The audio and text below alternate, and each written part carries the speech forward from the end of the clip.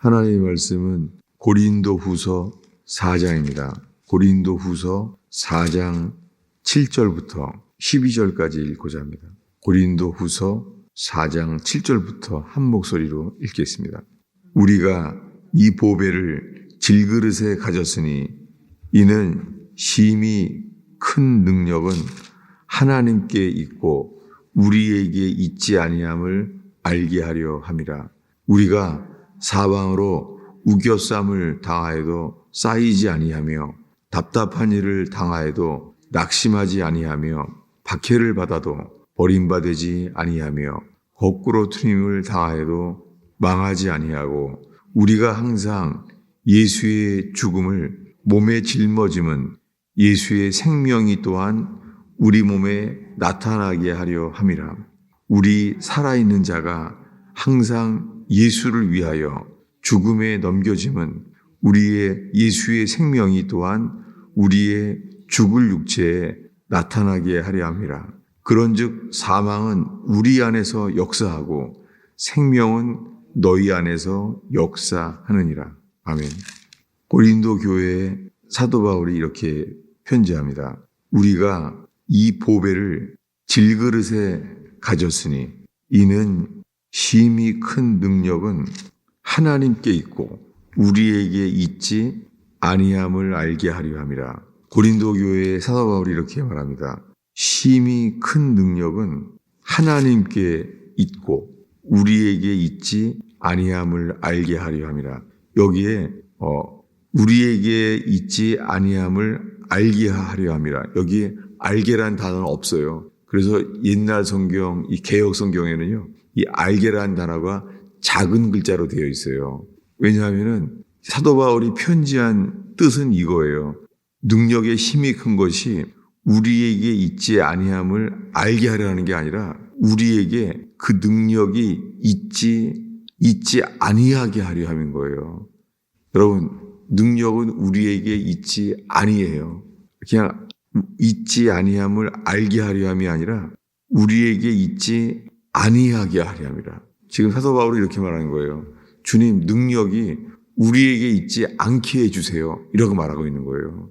여러분, 우리 속에는요, 성령이 임하면 능력을 받고 라는 말씀이 더 익숙해요. 왜냐하면 사람들이 우리 속에 구하는 것은 능력이에요.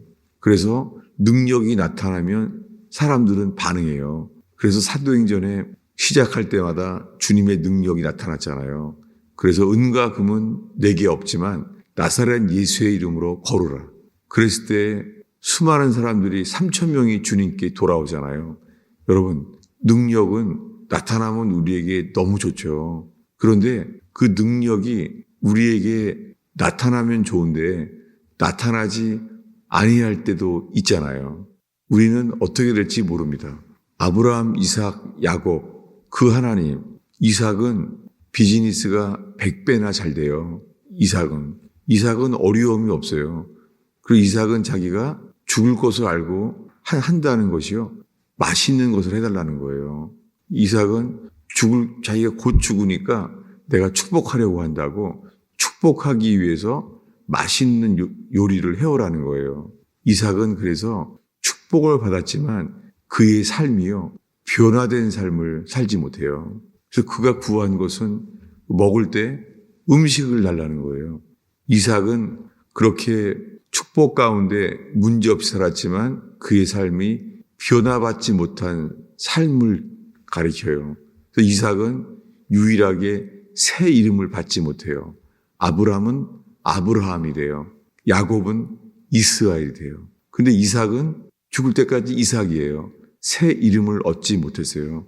여러분, 주님이 우리의 삶 속에 축복을 주시는 사람들은 많지 않아요. 그런데 어려움을 겪는 사람들이 더 많아요. 왜 그렇습니까? 사람들은 어려움을 겪을 때 우리가 주님으로부터 변화받게 되는 기회를 얻게 됩니다. 인생의 목표는 변화지 인생의 목표는 성취가 아니에요. 여러분, 세상에서는 성취하는 것을 제일 좋아해요. 소유하는 것을 제일 좋아해요. 근데 하나님이 좋아하는 것은 변화받는 거예요. 그래서 12 진주문 앞에서 놀랍게 천국에 들어가는 유일한 것은 진주문 뿐이에요. 천국문은 12개인데 똑같아요. 진주예요. 뭐냐면 진주는 변화받은 삶이에요. 새 생명으로 거듭난 삶만 들어가는 것입니다. 그래서 우리에게 주님의 능력이 나타날 때는 주님이 우리들에게 복음을 전하기 위해서 능력이 나타나게 하시죠. 그런데 성경 전체에 인생의 목표는 성취가 아니라 변화예요. 그래서 야곱은 변화를 받아요. 어떻게 해요? 그의 이름이 이스라엘의 나라가 돼요. 이스라엘. 너의 이름은 야곱이 아니라 이제 이스라엘이라는 거예요. 그는 변화받은 삶이 축복이라는 것을 알게 합니다. 그는 어떻게 변화받습니까? 놀랍게요. 환도뼈가 부서져요. 그래서 평생 다리를 절게 돼요. 그때부터 놀랍게 그가 받은 축복은 무엇입니까? 다리를 저는 거예요. 아니, 그는 지금 에서를 만나야 하잖아요. 지금 에서를 만나면 에서는 나를 죽이려고 했던 자예요. 근데 에서를 만나야 돼요. 그에게 필요한 건 뭐예요? 능력이죠. 에서를 이길 수 있는 능력을 주세요. 놀랍게요. 하나님께서 야곱에게 에서를 이기게 하는 능력을 준 적이 없어요. 오히려요, 부서져 버렸어요.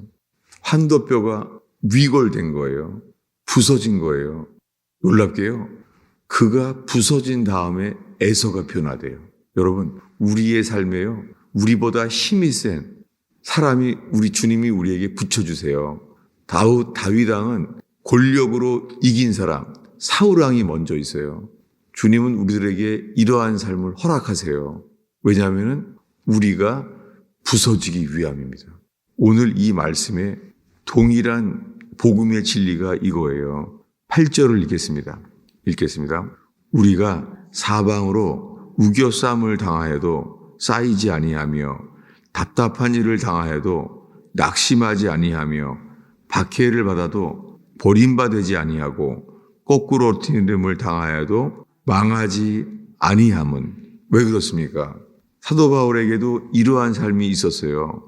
사도 바울이 사방으로 우겨쌈을 당하였습니다.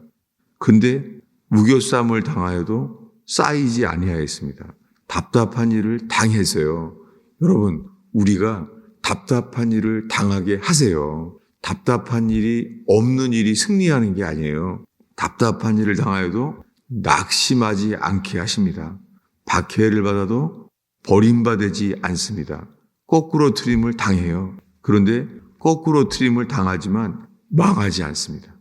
야곱의 삶도 이랬습니다. 그는 거꾸로 트림을 당하지만 그는 망하지 않았습니다. 놀랍게 그는 변화받아요. 주님이 새 이름을 줘요. 너의 이름은 이제부터 야곱이 아니라 이스라엘이다. 새 이름을 얻어요. 여러분, 인생의 목표는 소유와 성취가 아니에요.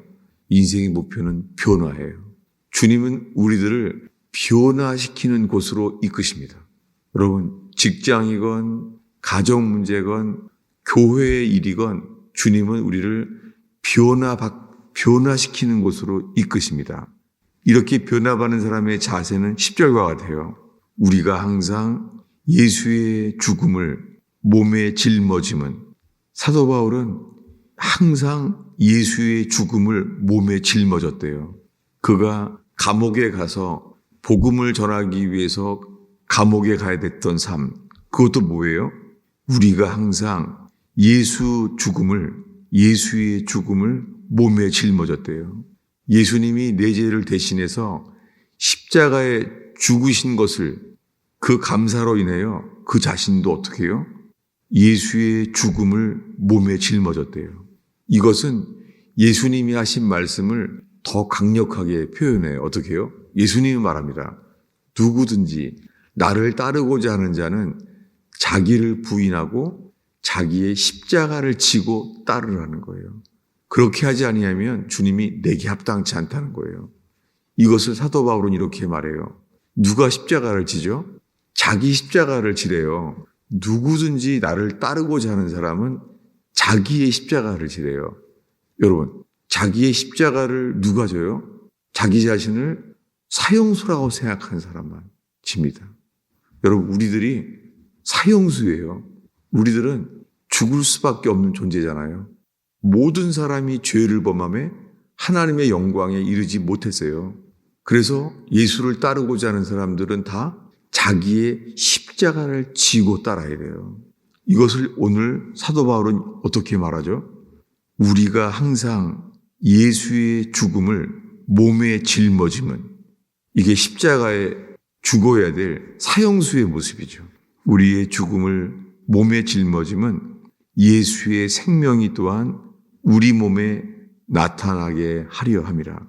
여러분, 우리가 예수의 죽음을 몸에 짊어지는 삶을 살고자 할 때 주님은 우리를 통하여 예수의 생명이 우리 몸에 나타나게 될 줄로 믿습니다. 예수님과 함께 죽는 자를 통하여 예수님은 우리 속에 부활 생명을 나타나게 하십니다. 그래서 다시 반복해서 말합니다. 11절입니다. 한 목소리로 다시 한번 읽겠습니다. 우리 살아있는 자가 항상 예수를 위하여 죽음에 넘겨짐은 예수의 생명이 또한 우리 죽을 육체에 나타나게 하려 함이라. 다시 반복하는 거예요. 두 번째 이렇게 반복합니다.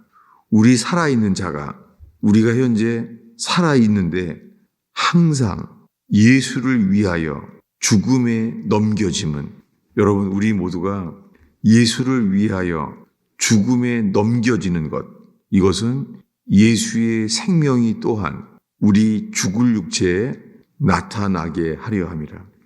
여러분, 우리의 죽을 육체에 우리가 예수님의 죽으심과 연합된 삶을 산다면 주님은 우리를 통하여 부활 생명을 나타나게 하십니다. 이 부활 생명을 나타나게 하시기를 원하시는 것은 그분 자신입니다. 근데 어떤 통로를 통하여요? 이 통로는 죽으심과 연합된 자, 이 세례를 통하여 부활을 나타내기를 원하십니다. 세례는 씻는 게 아니에요. 세례는 침례, 세례는 장사 지낸 바 된 거예요. 여러분, 사도 바울은 이렇게 말합니다. 나는 날마다 죽노라. 고린도 교회의 일관성 있게 똑같이 말하는 게 뭐예요? 고린도 교회만 편지하는 거예요. 이렇게 말하죠. 내가 예수 그리스도와 그의 십자가에 못 박히신 것 외에는 아무것도 알지 아니하기로 작정함이라. 사도 바울이 작정했다는 거예요. 무엇을요? 그리스도에 못 박히신 것 외에는 아무것도 알지 아니하기로 작정하였다. 아니, 부활도 알기를 원해야죠. 그것은 주님이 주시는 거예요. 그래서 그는 마지막에 말하죠. 나는 날마다 죽노라. 고린도 교회 한 말이에요. 고린도 전서에 부활장을 설명한 다음에 마지막으로 말해요. 나는 날마다 죽노라. 여러분, 우리들은 바라요. 날마다 살기를 바라죠. 여러분, 날마다 살기 위하여 먼저 필요한 것은 날마다 죽노라예요. 여러분, 오늘날의 교회, 한국 교회와 미국 교회예요. 예수 그리스도를 안다면 우리가 날마다 죽노라. 죽음을 찾아서 예수의 죽으심을 몸에 짊어지고 그를 따르게 되는 저와 여러분 되기를 축원합니다. 이것만이 한국 교회의 살 길이고 우리들의 삶이 썩지 아니할 삶으로 살게 되는 유일한 길입니다. 여러분, 이것이 성경의 정도입니다. 오늘날의 설탕과 같은 기쁨을 주려고 하는 이 진리를 먼저 말하지 아니하고 결과만을 말하는 것이 그것이 미혹이에요. 여러분, 우리는 결과를 보는 게 아니에요. 목표를 따르는 게 아니에요. 미국에서 많이 팔린 책 Purpose Driven Life, 목적에 이끄는 삶이라는 거예요. 여러분, 이것은 성경적이지 않습니다. 성경에 우리는 목적에 이끌리지 않아요. 주님께서 이것을 깨달아 알게 되기를 정말 축원합니다. 우리는 야곱처럼요, 험악한 인생을 살 수도 있습니다. 그런데 그런 어려움을 통하여 주님은 우리를 낮아지게 하시고 변화시켜 주세요. 야곱은 말합니다. 나는 험악한 인생을 살았노라. 정말 야곱은 험악한 인생을 살았어요. 근데 그것이 어떤 길이에요? 썩지 아니할 기업, 변화받은 삶을 살게 하신 거예요. 그가 야곱의 이름이 놀랍게요. 다윗이 선지자들이요. 언제나 누구를 구하라 그래요? 야곱의 하나님을 구하라는 거예요. 성경에 이삭의 하나님을 구하라는 말이 전혀 없어요. 야곱의 하나님을 구하라는 거예요. 여러분, 이 새벽에 우리를 변화시키는 하나님, 우리를 천국에 합당한 자로 만드시는 하나님, 그분께 이끌림을 받는 이 새벽 기도 되기를 축원합니다. 기도하겠습니다. 아버지 하나님, 십자가만이 우리의 기쁨이고 십자가가 우리의 기쁨의 근원 되게 하시며 십자가가 우리의 소망 되게 하옵소서. 십자가의 빛만 볼 때에 세상 눈으로 세상의 눈을 멀지 않게 하시며 천국의 눈이 열리게 하여 주옵소서. 오늘 저희의 기도를 인도하여 주옵소서. 예수님의 이름으로 기도하였습니다.